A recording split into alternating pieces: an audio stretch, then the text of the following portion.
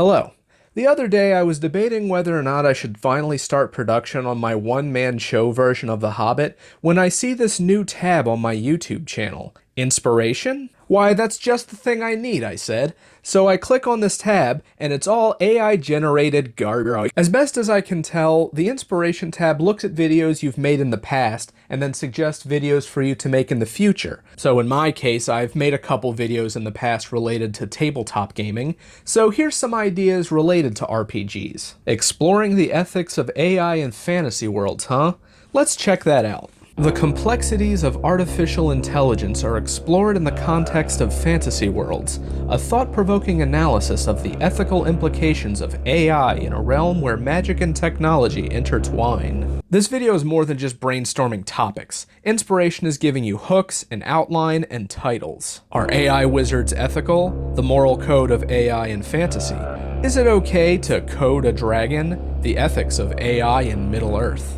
If that's not enough, have some AI thumbnails. And before you ask, yes, there are too many fingers. Truth be told, this prompt isn't doing it for me. Who would want to watch a video about AI and fantasy gaming? Oh, great AI Mecha Shenron, grant my wish and give me more inspiration.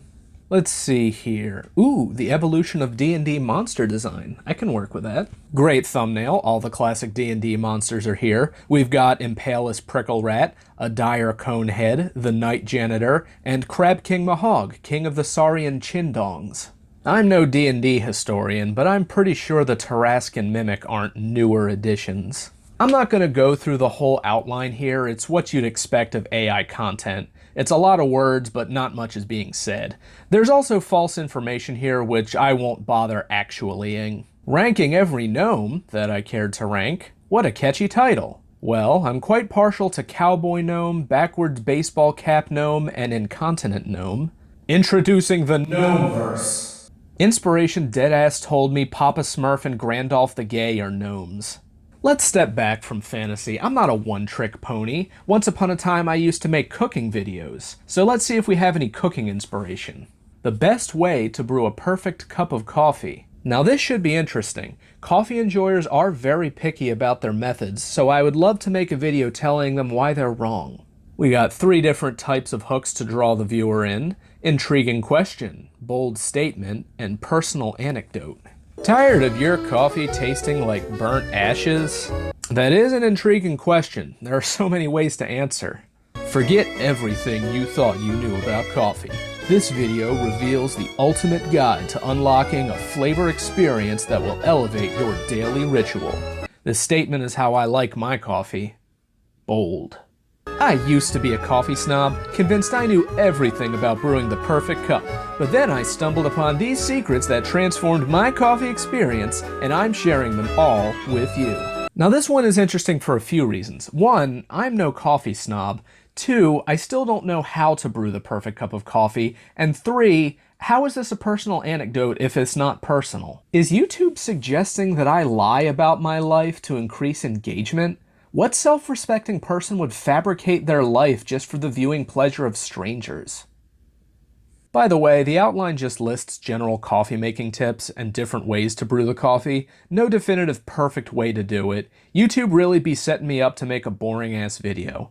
The best thing about this prompt was the thumbnail, as it represents my feelings at this moment. Alright, let's look at one last prompt, and truth be told, this is the prompt that inspired me to make this video. May I humbly present Goblining through the grocery store. Have you ever felt like a goblin hoarding treasures in your home? Well, imagine that same feeling, but in a grocery store.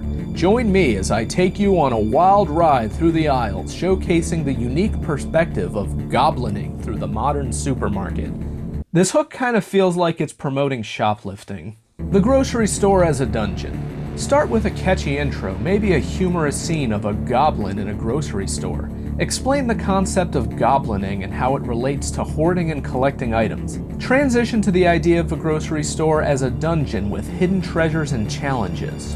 If you're implying that I should go be a public nuisance at the grocery store, I can assure you I'm not going to do that. The aisles of plenty, the temptations of the shelves, the battle for the budget, the victorious exit. There's something wildly unhinged about this that makes it extremely tempting to make this video a reality.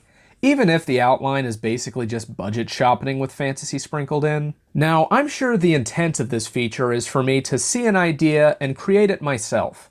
It's definitely not to copy and paste the idea into Speechify. This inspiration tab is amazing and revolutionary and will in no way pollute the website with billions of soulless AI videos. No sir, AI is objectively a good thing and will only improve our lives. Well, that's all the time we have today, goblins and galblins. Join me next time for the 5-minute Goblin Makeover Challenge, where I'll have 5 minutes to go cover challenge and Theat makeover. And with a call to actions, a suggestion for future challenge, or a prompt for viewers to engage in the comments.